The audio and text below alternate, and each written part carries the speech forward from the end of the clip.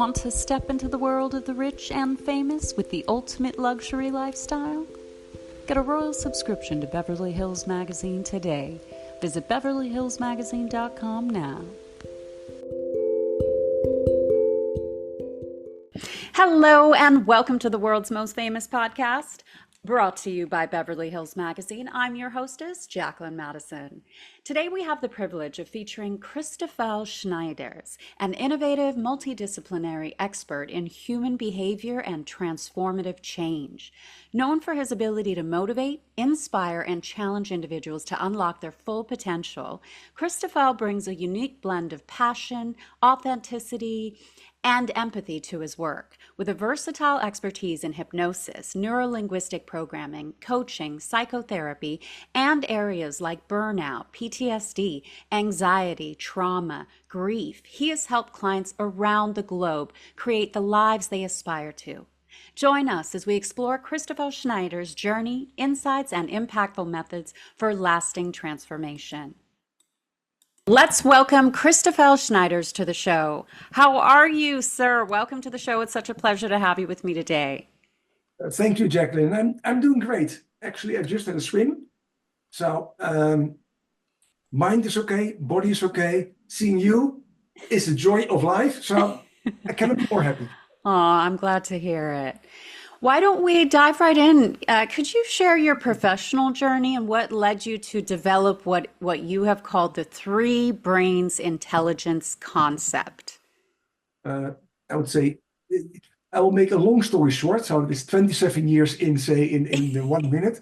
So I started as a leadership trainer coach at the best and most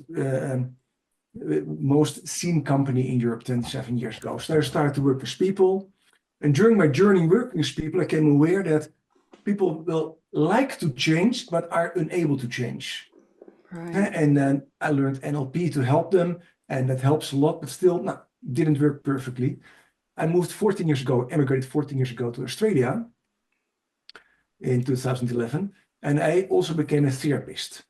And from that moment onwards, I saw people have more serious issues, and not only from, hey, I don't like my colleague, but really sexual, physical, emotional abuse, PTSD, alcoholism, and nobody likes to carry the luggage of 20 years with them. What happened 20 years ago?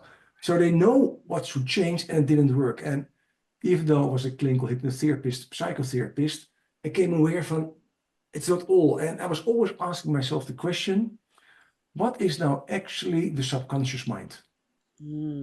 Because we say, well, the conscious mind 10%, subconscious mind is in charge of everything. So Right. in all my teachers, I always ask my teachers, dear teacher, what's the subconscious mind? And then you get something like a blah, blah, blah, blah, blah story, unconscious underneath the water. So, yeah, where's it located? Right. Always, yeah.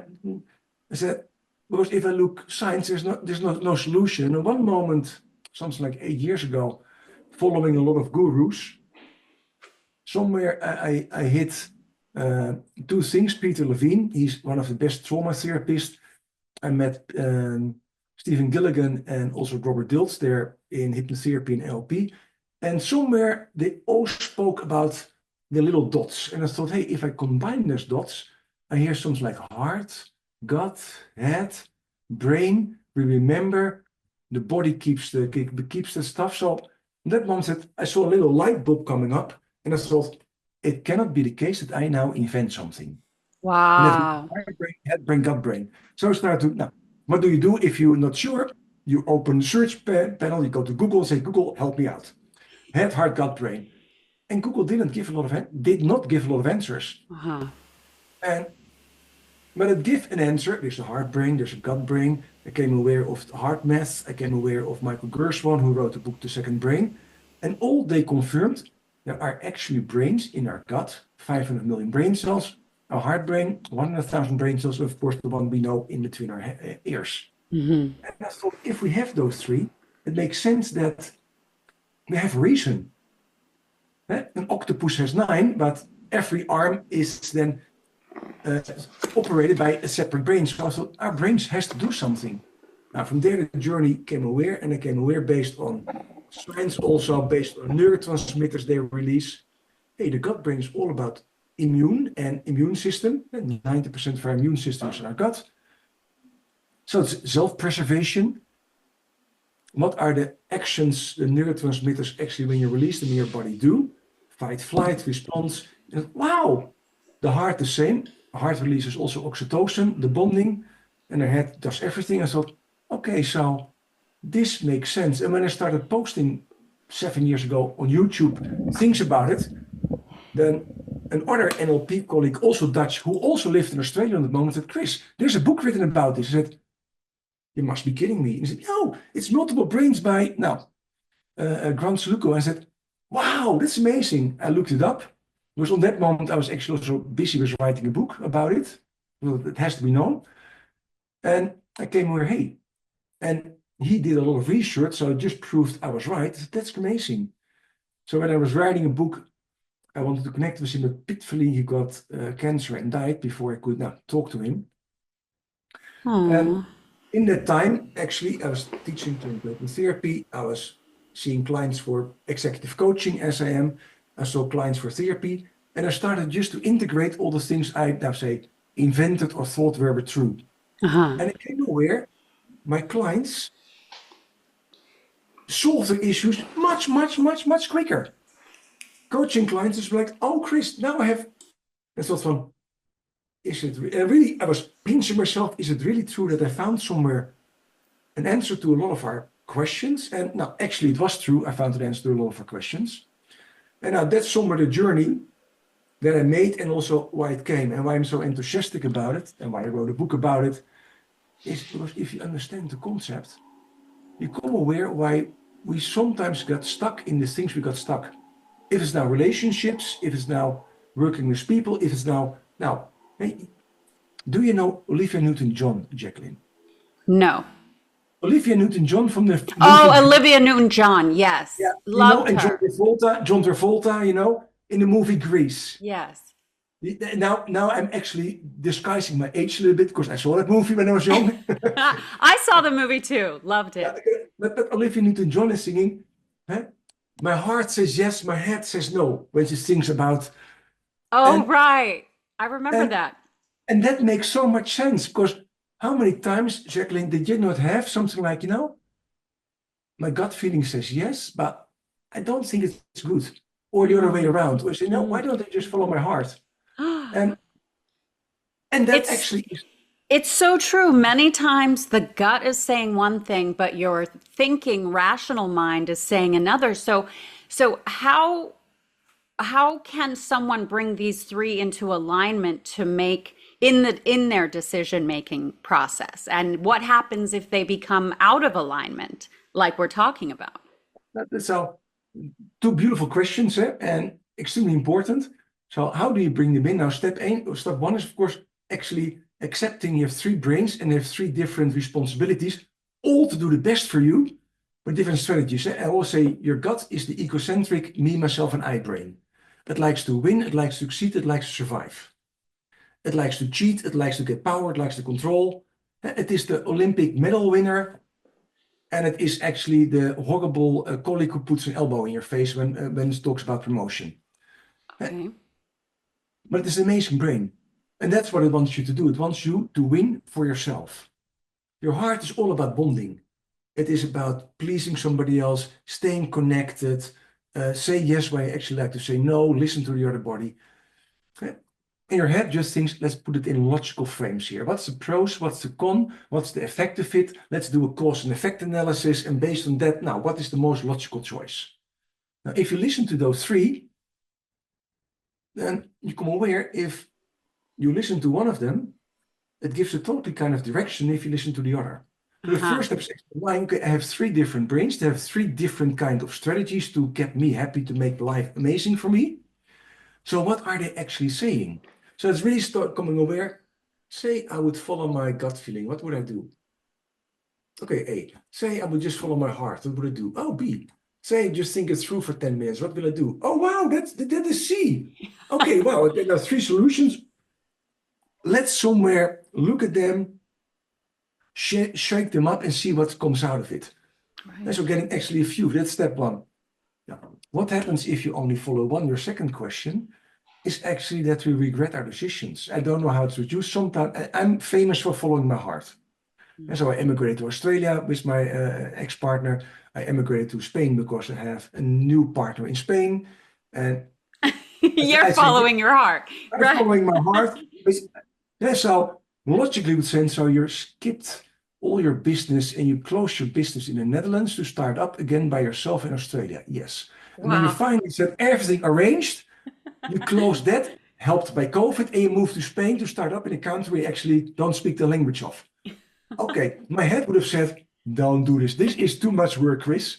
Mm-hmm. There are 4 billion women on this earth. You will find another one. You don't have to go to Spain for that. Oh, that's hilarious. But I did not. Now, I don't regret my decision, but those kind of things you could get if you listen to one. And how many people did not say, oh, shoot, I should have listened to my gut feeling. I just should have waited half an hour before I sent an email. You hear that a lot. Should have listened to my gut. Yeah, should have listened to my heart. And but that's what happens. And people regret it because they don't use, there's 3, in my case, wisdom centers, what I like to say, to get an answer. It's the same if, say, you go out with 2 friends and say, where are we going to have dinner? And one is directing the show, we go to the pizzeria. And you don't listen to the other 2. There's a huge chance the other 2 don't like pizza. And you have somewhere, yes, no, and don't like it. And if the pizza is not good, somebody says, I really thought we should not go to the pizzeria. We should have gone to the Chinese. Why didn't you say so? Because you were screaming so loud. Right.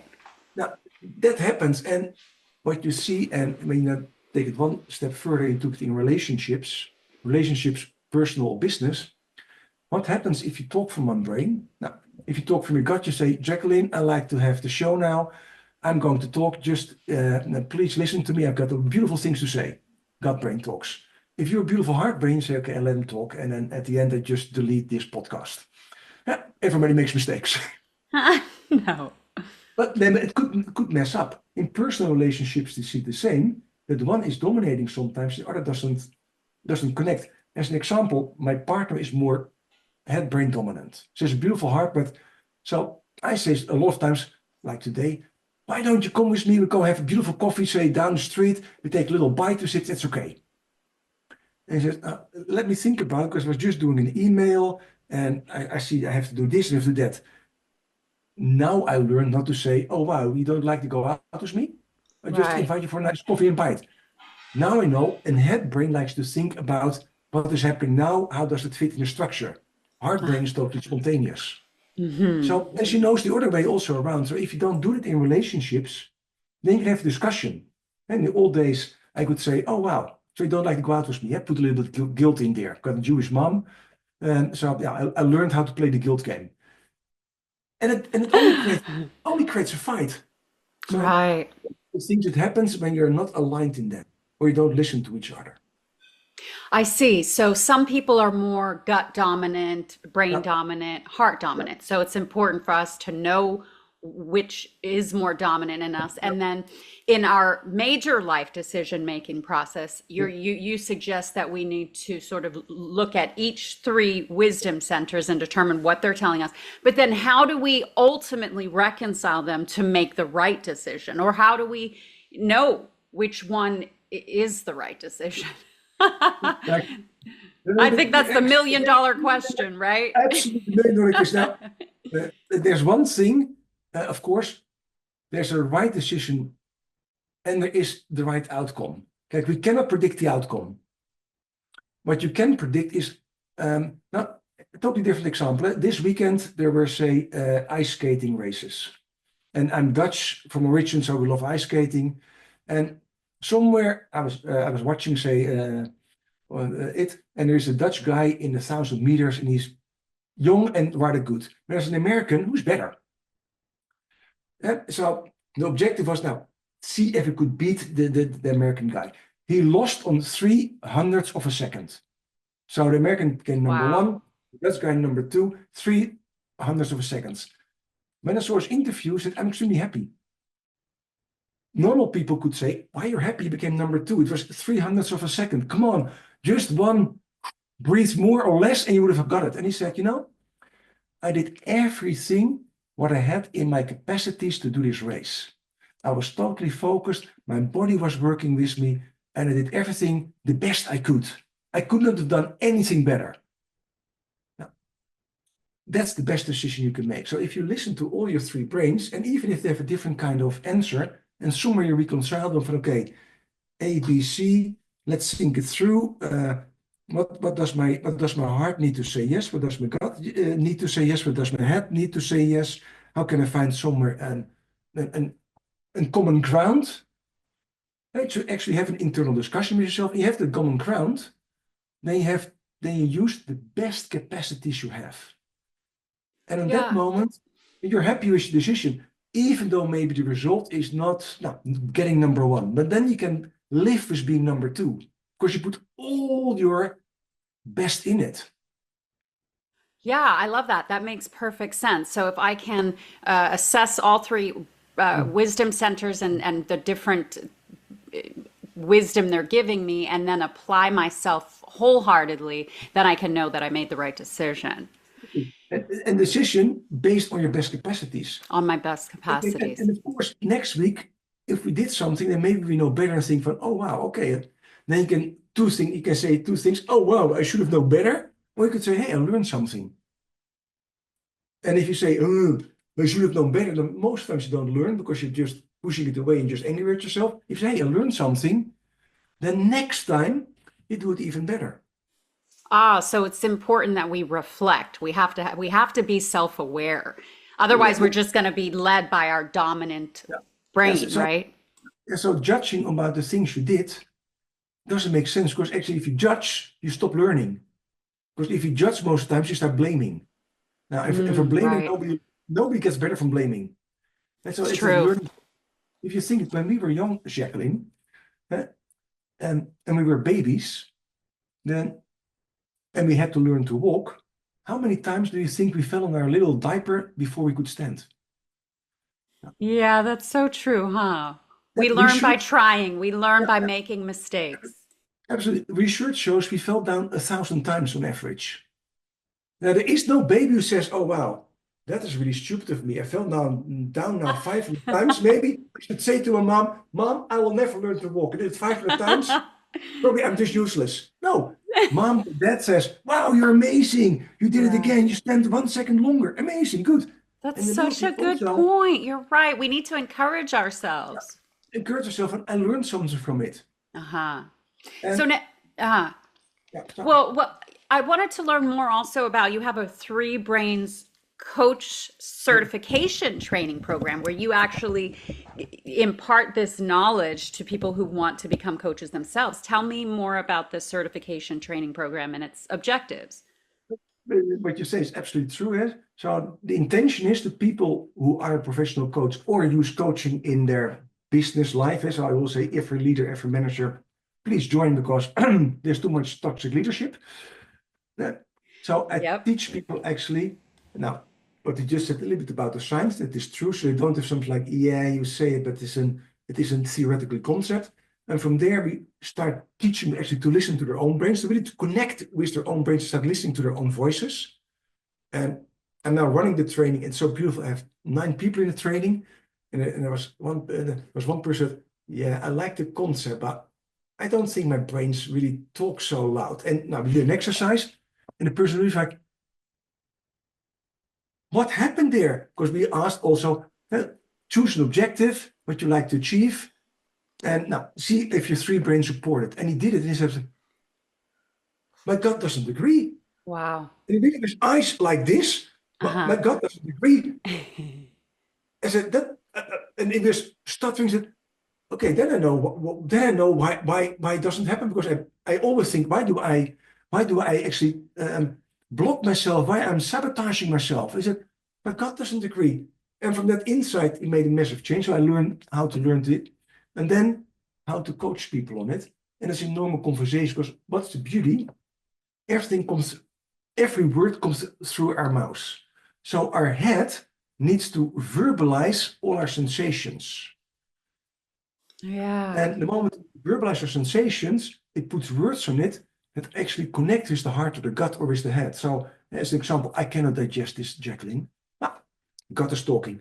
You know, I cannot wrap my heart around this. This will hurt people. Ah, heart is talking. I don't understand this concept. You say A, but it means B, and I get, no, head is talking. So I learn people to start listening to people, which brain is talking that is connected with the topic. Because if you know which brain is talking, you know actually what kind of wisdom centers they use to make a decision. But you also hear maybe which brain is not talking. So you know if that brain is not part of a discussion, and sooner or later it will say, you said pizza, but I still like to have the Chinese, in that example. And will somewhere stop. And also, if you then like to convince people to do A, B, C, or find a solution, it helps to do that. So we coach people how to digest them, and then also how to coach people that that person can actually access their three brains and can start seeing actually, hey, I have three answers or two answers. This is happening. This is blocking me. What should I do to overcome it? And that moment, you create happiness, and that is beautiful. And so I have sometimes leaders in my training. And they always say, Chris, this is so freaking amazing. I should have learned this earlier. Now I know why one of my employees is not willing to do so, not because he's not willing, but I explained to him logically, and he is just one big passionate huggy bear. So I need other words to make him feel it instead of understand it. Because I always ask, do you understand it? And he says, yeah, but in a way that I don't believe in. But I should not ask, do you understand it? I said, did you get a feeling about it? And then the world changes. Yeah. So now, and coaches, I don't have to say more, they work with all those people. So they learn, and in my words, the best techniques that are really out there to help people to change. Like, Yes. as you maybe know, I'm a clinical hypnotherapist, psychotherapist, I do constellations, I'm an NLP master, I'm a Reiki master. Yeah, well, and that this aligns with and my next question, which is how do these assist with other issues, trauma, anxiety, stress, depression, etc. Perfect. As an example, before our call, I spoke with a woman who had something like, something triggers me and then my heart turns off, and I just like to withdraw. I come in fights and whatever. It's always with the people I love. What happened? Her dad passed away when she was 16. She moved 1 year later from Germany to the US. Really escaped everything. But in the meantime, she was living with her auntie who passed away. The other auntie she was living with got cancer. So she learned actually to close off her heart. Wow. Because she was afraid actually to love somebody because they would go away. Aww. So when in a discussion with somebody who was close to her, instead of doing something, she said, okay, I run away before, otherwise it hurts too much. So trauma experience, it was just a coaching session because she will sign up actually for a coaching training, in the coaching training with me. And at the end of the session, she said, Chris, this was a beautiful, extremely powerful insight and change I have. Yeah, that is life-changing. And I asked, how are you now with that topic? She says, no, it makes so much sense what you said. I feel totally different. So I know now how to respond, and it feels totally different. And that was 1 hour coaching session. And I was sitting there thinking and I almost asked her, I asked in a gentle way, are you just saying this to please me? Or is it really true? I said it in a more gentle way, or? Right. I said, oh, wow. So I asked, how do you know what you just said is really true? And it's not just your first response. She says, no, because it's really this, because I feel it. I said, how is it what you feel? She said, no, and it feels warm. And when I think about the people I make the fights with, it feels different for me there. And we were sitting like this. We said, okay, tick the box. So it helps amazingly also in that. So, and one thing why it's so beautiful, I said it quickly, the head is actually the only part in our body that knows tomorrow and yesterday. So it knows what happened yesterday. The heart and our gut are just like our beautiful dog, our beautiful cat, or whatever kind of animal you call. They always live in the present.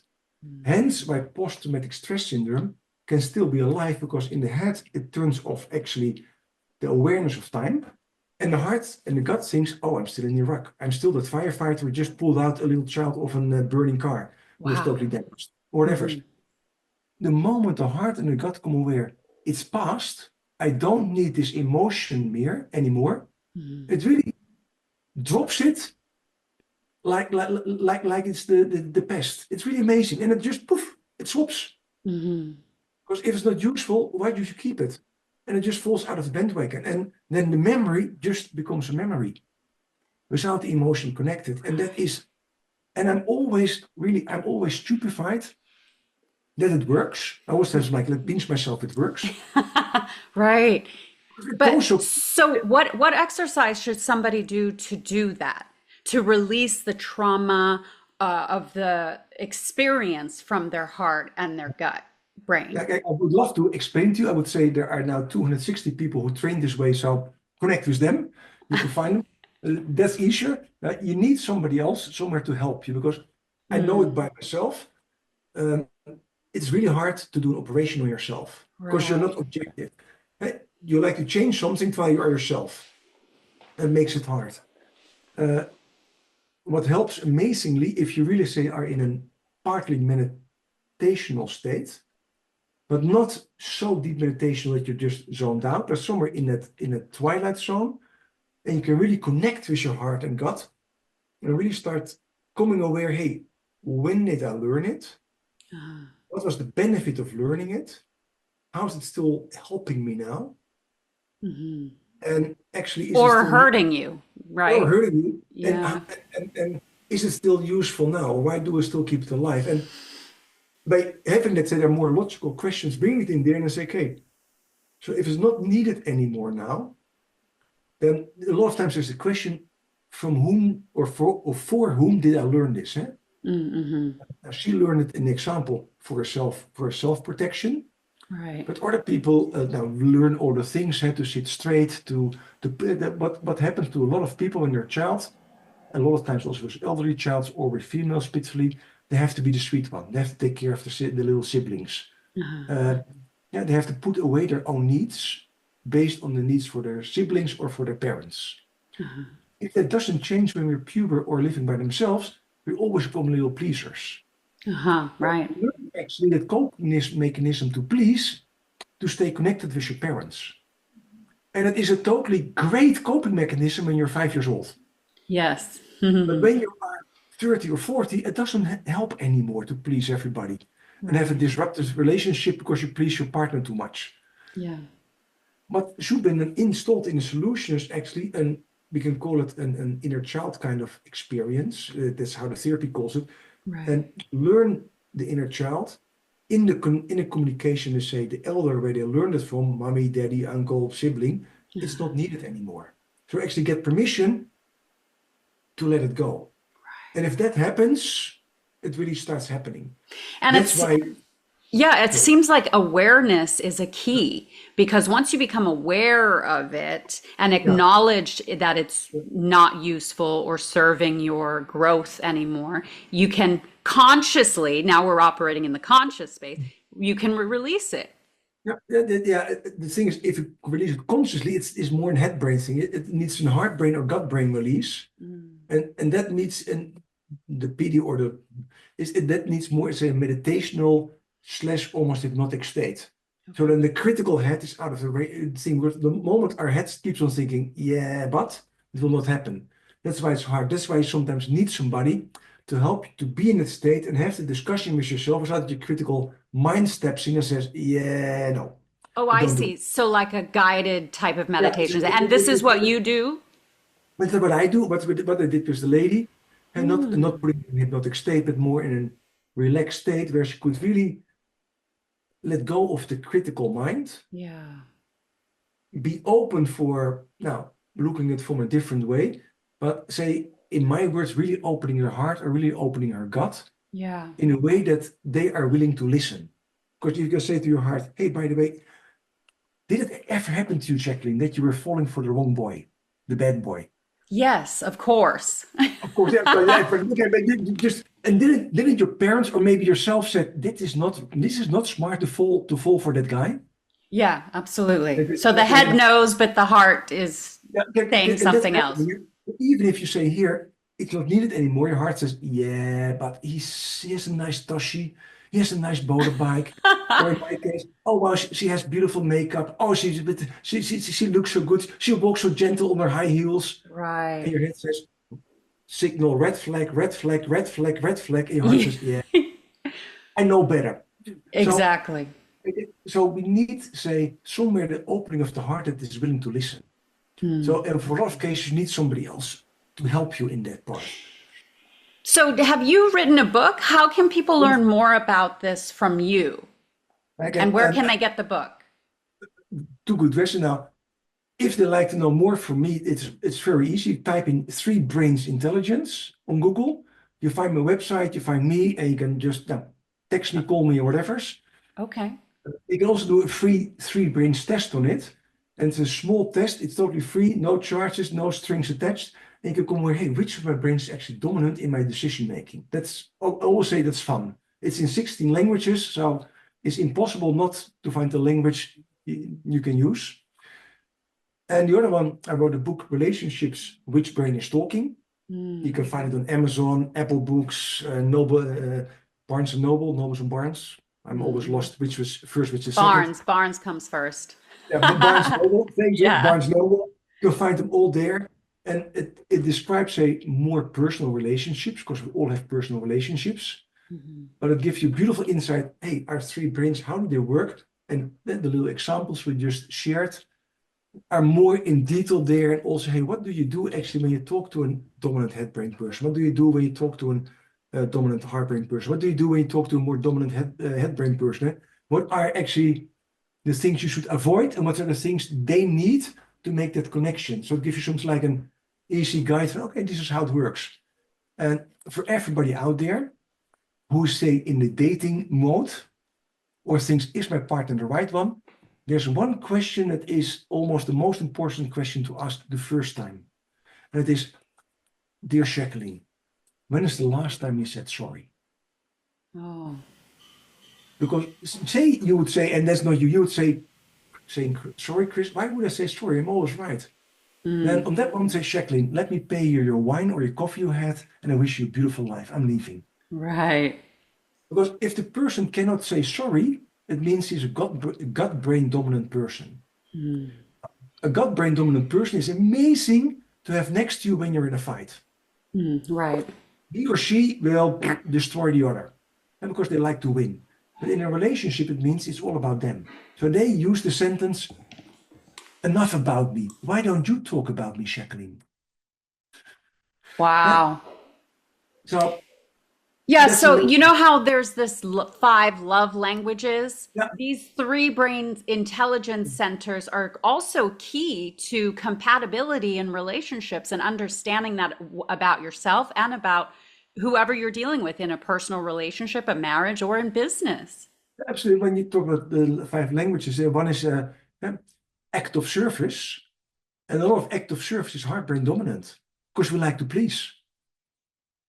And so if you look at the 5 languages, you can come aware, hey, wow, almost which brain is talking in there. So they're really intertwined. I love the book, The 5 Love Languages. But when I read the book, I think, yeah, so hey, that brain is talking, that brain is talking, oh, that brain is talking. Oh, it makes totally sense that they use those 3 brains actually to show our effectiveness to somebody else. That makes sense, eh?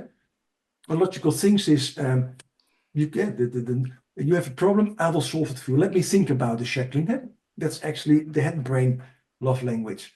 The gut brain is, okay, I will protect you. I will do your stuff. Let me do that for you. Hey, okay. That's the gut brain takes over for you. The heart brain just likes, hey, how can I help you? So there are little things in there that just make so much sense. So there are beautiful intertwined in that part. So if you like to read 2 books, read them both. And you write it like, oh wow. So are there now any recent studies or developments in the 3 brains intelligence that you find particularly exciting? In the 3 brains intelligence, and that frustrates me a little bit. It's not in the intertwiners, because the person who wrote about it, researched about it, now passed away 5 years ago, 6 years ago, 5 years ago, 6 years ago. He had a training company, had a training company.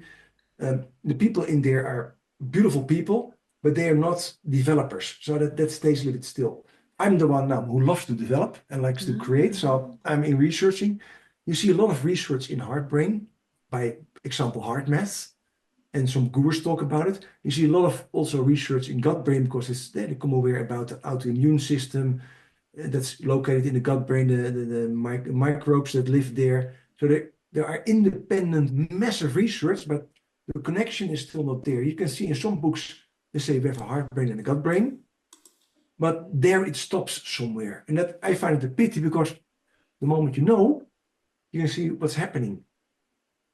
So I'm still say almost in that part, say the lonely rider in the desert. So if somebody is out there listening to Jacqueline and says, it makes sense what Chris is saying, but I'd love to go know more about it. Let me help you. Please connect because say, I love that this goes out because, and then comes my deeper passion. I like to be that little drop in the ocean that makes this world a better place. Not toxic leadership, no bullying anymore. The world is big enough for all of us. And I know the moment we know we have three brains and we start really acknowledging that, you cannot be only gut brain anymore. You cannot be only heart brain anymore. You cannot be only head brain anymore. Because you know, actually, I'm only listening to one of my brains. Sometimes it makes sense, but not in general. So the nastiness of the gut brain disappears partly out of this world. Or maybe for a big thing out of this world, I'd be an optimist. So that will just make the world better. So in that part, I would say, join to make this world a better place, people out there who listen to Jacqueline. And join us and help us, me, us, you, to make this world a better place and start spreading the word. Yes, absolutely. Because I think we're all here to grow, and when with this type of knowledge and understanding about ourselves, we can bring all three brain centers into awareness and then into alignment. So we can all start making better decisions in our lives, the right decisions, right? So that we will have less negative consequences and more positive results from the right decision making. It's very important. Absolutely, and that is, say, if you look at now at this world, there is say for self-defense, maybe it makes sense to hit somebody or do something even worse, but to do it actively without a cause doesn't make sense. For me, it's always staggering that toxic leadership in companies is a normal word. That politics in a company is a normal word. Right. Politics is gut-brain driven. It doesn't make sense because actually it costs the company money. It costs productivity and it creates disengagement and burnouts and all this kind of stuff. It doesn't make sense to me. The moment we have three brains, that partly or mostly disappears because people become aware, oh, well, yes, I was mainly listening to my gut brain. If I put in my heart in there, hey, I do something else. I make other decisions. Hey, you're muted, Jacqueline. Sorry about that. Oh, okay. That's okay. Yeah, I agree with you. And I think it's fascinating. And so I just want to encourage our guests to visit your website at threebrainsintelligence.com. Get the book. I love the book. I want to read the book because I think it's excellent wisdom to apply to personal and business relationships. And it's been an honor to spend some time with you today. Thank you so much for coming on and for sharing your wisdom. And if there's anything else you want to say to part from our guests, please do. No, I would say do the free brain test, see what you're doing, ask your partner to do it, ask your colleagues to do it, and the world becomes better and you have more success. So, and Jacqueline, thanks so much for being your guest. A big honor. Such an honor. Lots of love to you. And thank you for this. And I'm going to be more conscious and aware of my three brain centers and apply this to my life. I appreciate you and God bless you. One little gift before we break out. If you ever like to be coached with me, the first coaching or the coaching is on my cost. So it's a gift for you. Oh, that's amazing. And I believe, say, we have to give each other. You give me time to be here. I like to give you something from my knowledge. You give you your passion. I give you my passion. That's right. And I'm a Christian, and Jesus taught us that it's more blessed to give than to receive. Absolutely. And for me, I'm not Christian, but I believe the same. So, perfect.